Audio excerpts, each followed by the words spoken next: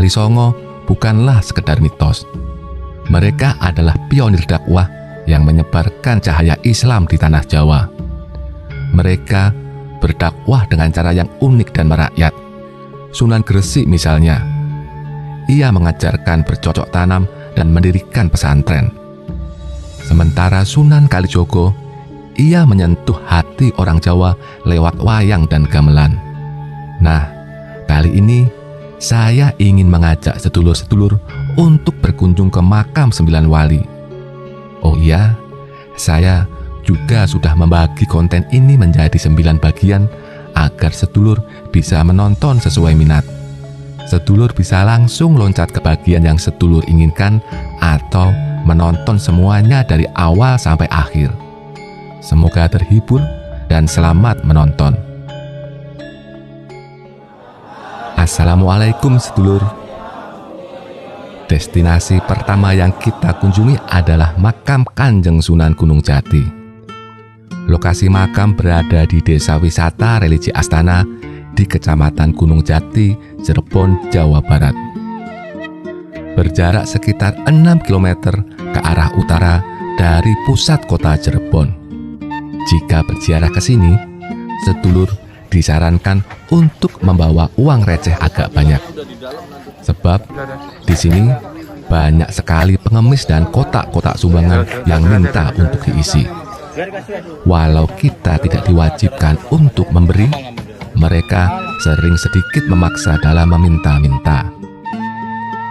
Komplek makam buka setiap hari dengan jam operasional 24 jam. Namun, demi kenyamanan, sedulur disarankan berziarah di antara pukul 6 pagi sampai pukul 4 sore. Ada 9 pintu untuk menuju ke ruangan utama makam di pucuk gunung.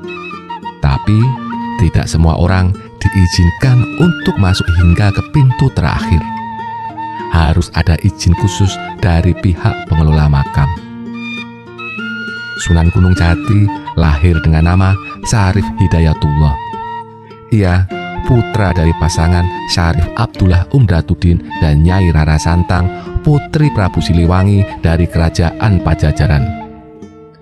Selain itu, Sunan Gunung Jati juga memiliki silsilah yang menghubungkannya dengan Nabi Muhammad melalui jalur Husain bin Ali bin Abi Thalib. Kanjeng Sunan bersahabat erat dengan Sunan Kalijogo dan Sunan Kudus. Ia membantu Kesultanan Demak dalam perang melawan Portugis di Malaka. Kanjeng Sunan juga mengirimkan pasukan yang dipimpin oleh Fathahillah, salah satu menantunya, untuk merebut pelabuhan Sunda Kelapa dari tangan Portugis. Pelabuhan itu kemudian berganti nama menjadi Jayakarta, yang berarti kota kemenangan. Makam Kanjeng Sunan Kalijogo berada di Desa Kadilangu. Berjarak sekitar 2 km dari Masjid Agung Demak di pusat kota. Tiap hari banyak orang yang datang ke makam Kanjeng Sunan. Mereka datang dari berbagai daerah, bahkan dari luar negeri. Mereka datang untuk berziarah, berdoa, atau sekedar napak tilas. Komplek makam buka selama 24 jam. Jadi, kita bisa datang kapan saja. Meski begitu, ada waktu-waktu tertentu yang lebih spesial untuk berkunjung ke sana, yakni pada hari Jumat Pon, Jumat Pahing, dan Jumat Kliwon. Pada hari-hari itu, cungkup makam akan dibuka sehingga kita bisa melihat langsung makam Kanjeng Sunan Kalijogo. Ada satu hari lagi yang sangat istimewa untuk datang ke sana, yakni pada tanggal 10 Zulhijjah atau hari Idul Adha. Pada hari itu akan digelar upacara ganti luhur makam dan penjamasan pusaka Kanjeng Sunan. Upacara ganti luhur makam adalah upacara pergantian kain penutup makam yang sudah lusuh dengan kain yang baru.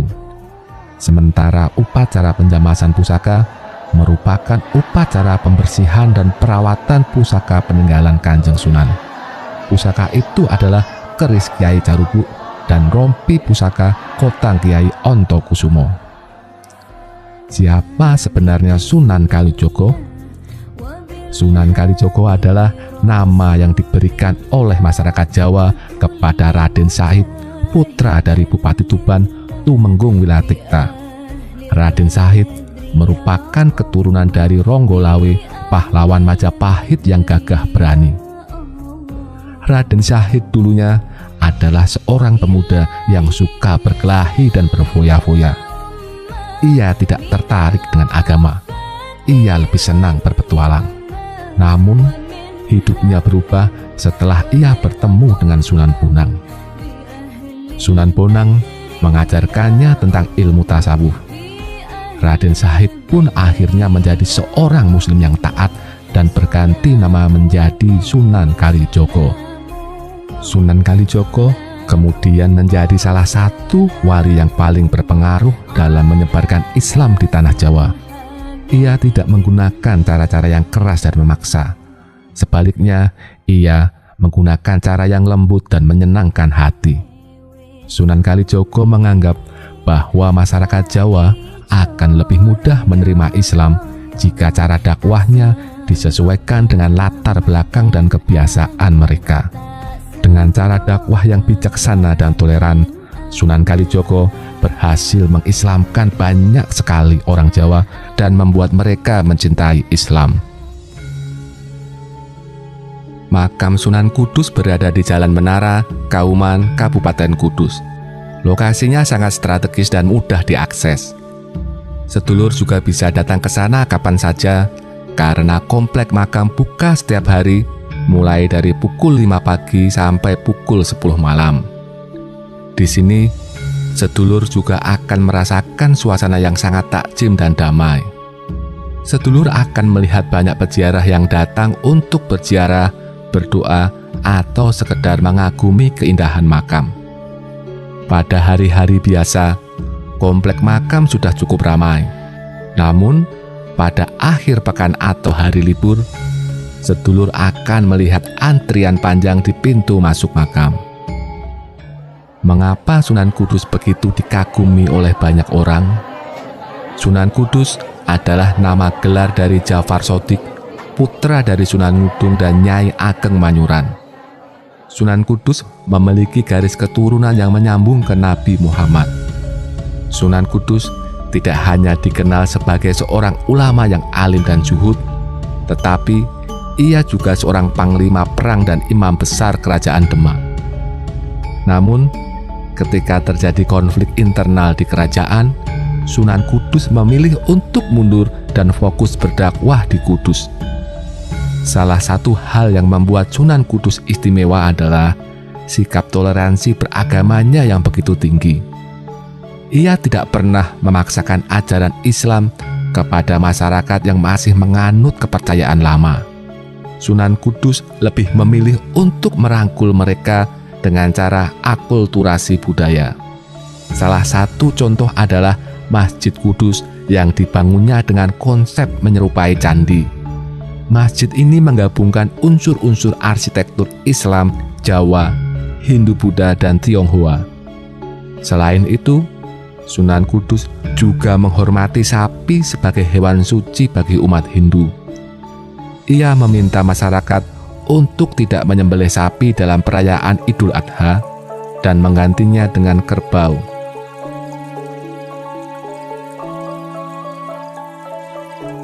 Lokasi makam Sunan Muria berada di Desa Colo, Kabupaten Kudus. Makamnya berbeda dengan makam Wali Songo lain karena berada di puncak Gunung Muria yang tingginya mencapai 1.600 meter di atas permukaan laut. Untuk sampai ke makam Sunan Muria, kita harus berjuang sedikit. Sedulur bisa berjalan kaki sejauh 1 km dari Terminal Colo atau naik ojek resmi yang tarifnya Rp20.000. Makam Kanjeng Sunan buka setiap hari dengan jam operasional 24 jam.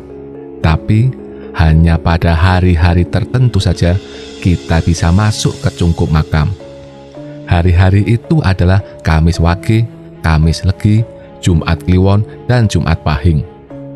Sunan Muria adalah putra dari Sunan Kalijogo, wali yang terkenal dengan kesaktiannya. Nama aslinya adalah Raden Umar Said dan ia merupakan wali termuda di antara wali Songo. Sunan Muria memiliki sifat yang mirip dengan ayahnya, yakni sakti, kuat, dan rendah hati. Ia tidak suka menonjolkan diri dan lebih suka bersahabat dengan rakyat biasa.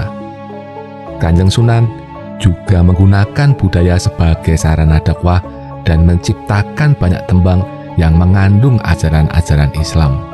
Tembang-tembang itu berjenis sinom dan kinanti yang berisi nasihat-nasihat dan ajaran tauhid. Makam Sunan Bonang berada di pusat kota Tuban, dekat dengan alun-alun kota. Tepatnya berada di Jalan Haji Mustain, Kutorejo, Tuban. Dari lokasi tempat parkir bis, komplek makam Kanjeng Sunan berjarak sekitar 10 menit dengan naik becak yang bertarif Rp10.000. Area makam buka setiap hari selama 24 jam. Biasanya banyak juga pengunjung yang datang untuk berziarah di malam hari atau bahkan tengah malam. Namun, jika ingin berziarah sekaligus berwisata, maka waktu terbaik adalah siang hari. Nama asli Sunan Bonang adalah Raden Makdum Ibrahim. Lahir pada tahun 1465 di Surabaya dari pasangan Sunan Ampel dan Nyai Ageng Manila. Sunan Bonang menguasai ilmu fikih, usuluddin, tasawuf, seni, sastra, dan berbagai kesaktian. Ia merupakan guru kinasih dari Sunan Kalijogo. Konon, Sunan Bonang pernah mengubah aliran Sungai Brantas sehingga daerah yang memusuhi Islam menjadi kekurangan air atau bahkan banjir. Sunan Bonang sering menggunakan seni musik dan seni sastra dalam berdakwah. Dia mengubah gamelan Jawa yang saat itu kental dengan estetika Hindu menjadi selaras dengan napas Islam. Salah satu karyanya yang terus lestari sampai sekarang adalah Tembang Tombo Ati yang dinyanyikan ulang oleh penyanyi pop religi Opik. Makam Sunan Derajat terletak di Desa Derajat, Kecamatan Paciran, Kabupaten Lamongan, Jawa Timur. Lokasinya agak jauh dari pusat kota Lamongan, yakni sekitar 40 km. Komplek makam buka setiap hari dengan jam operasional 24 jam. Selalu ramai dikunjungi oleh peziarah, terutama saat hari libur. Ada yang datang sendiri, ada juga yang datang bersama rombongan. Tidak jarang, jumlah peziarah bisa mencapai belasan ribu orang dalam sehari. Sunan Derajat lahir pada tahun 1470 dengan nama Raden Sarifuddin atau Raden Qasim. Ia adalah putra dari Sunan Ampel, saudara dari Sunan Bonang, dan menantu dari Sunan Gunung Jati. Ia termasuk dalam 9 wali yang dikenal sebagai Wali Songo. Sunan Derajat dikenal sebagai wali yang berjiwa sosial dan peduli dengan nasib kaum fakir miskin. Ia tidak hanya mengajarkan tentang ajaran Islam, tapi juga mengusahakan kesejahteraan sosial bagi masyarakat. Sunan Derajat menunjukkan kepada kita bahwa Islam adalah agama yang rahmatan lil alamin, yakni agama yang memberi rahmat bagi seluruh alam. Lokasi makam Sunan Giri berada di Desa Giri, Kebomas, Gresik. Berjarak sekitar 22 km dari kota Surabaya. Komplek makam selalu buka tiap hari dengan jam operasional 24 jam. Sunan Giri memiliki beberapa nama lain, yakni Joko Samudro, Raden Paku, Prabu Satmata, Sang Hyang Girinata, dan Muhammad Ainul Yakin. Ia lahir dari pasangan Maulana Ishak, seorang mubalik dari Asia Tengah, dan Dewi Sekardadu, putri Prabu Menak Sembuyu dari kerajaan Blambangan. Saat bayi, ia dilarung ke laut oleh ibunya agar terhindar dari kejaran Patih Bajul Sengata yang hendak membunuhnya. Ia diselamatkan oleh Nyi Ageng Pinatih, seorang janda kaya dari Gresik yang kemudian membesarkannya dengan penuh kasih sayang. Sunan Giri belajar Islam dari Sunan Ampel. Ia menjadi murid kesayangan Sunan Ampel dan saudara seperguruan dari Sunan Bonang. Setelah dewasa, ia mendirikan pesantren dan kerajaan di Giri Kedaton yang menjadi pusat dakwah Islam di Jawa Timur dan Indonesia Timur. Ia menggunakan berbagai metode dakwah yang kreatif dan menarik, seperti menciptakan lagu, permainan, dan cerita rakyat yang mengandung nilai-nilai Islam. Sunan Giri dihormati sebagai sesepuh Wali Songo dan pemimpin agama setanah Jawa. Lokasi makam Sunan Ampel berada di tengah perkampungan Arab di kawasan Ampel, Kecamatan Semampir, Surabaya. Dulu, kawasan makam Sunan Ampel terkenal banyak copet. Tapi, sepertinya sekarang sudah jauh lebih aman. Komplek makam buka setiap hari, dari Senin sampai Minggu. Jam operasionalnya 24 jam, baik siang maupun malam selalu ramai didatangi peziarah. Nama Sunan Ampel adalah Raden Ahmad Rahmatullah. Ia lahir di Campa pada tahun 1401, putra dari Syekh Maulana Ibrahim Asmoro Kondi. Kanjeng Sunan merupakan keponakan dari Raja Majapahit Brawijaya V. Sunan Ampel memiliki metode dakwah yang unik dan kreatif. Ia memanfaatkan perdagangan sebagai sarana berinteraksi dengan berbagai kalangan, baik pribumi maupun asing. Sunan Ampel mendapat julukan sebagai Bapak Para Wali karena ia merupakan ayahanda dari Sunan Bonang dan Sunan Derajat, sekaligus mertua dari Sunan Giri. Makam Sunan Gresik berada di Jalan Malik Ibrahim, sekitar 200 meter dari alun-alun Gresik. Seperti halnya makam Wali Songo lain, makam Sunan Gresik buka tiap hari dengan jam operasional 24 jam. Namun biasanya, tempat ini mulai ramai didatangi peziarah mulai pukul 6 pagi sampai pukul 6 sore. Sunan Gresik dikenal sebagai wali senior dan pemimpin Wali Songo generasi pertama. Nama aslinya adalah Maulana Malik Ibrahim. Ia lahir di Kamboja pada abad ke-14. Sunan Gresik memiliki silsilah yang terhubung dengan Nabi Muhammad melalui jalur Husain bin Ali bin Abi Thalib. Sunan Gresik hijrah ke Jawa pada tahun 1371 dan berlabuh di Gresik. Brawijaya selaku Raja Majapahit memberinya sebidang tanah di pinggiran kota Gresik. Di sana, Kanjeng Sunan mendirikan masjid dan pesantren. Sunan Gresik menggunakan strategi dakwah yang cerdas dan halus. Selain itu, ia juga menempuh jalur politik dengan menikahkan putrinya dengan Raja Majapahit. Dengan dukungan politik dan modal sosial yang ia miliki, agama Islam berkembang dengan pesat di Jawa Timur. Demikianlah virtual tour kita ke makam 9 wali di Tanah Jawa. Semoga bermanfaat. Terima kasih sudah menonton. Wassalamualaikum warahmatullahi wabarakatuh.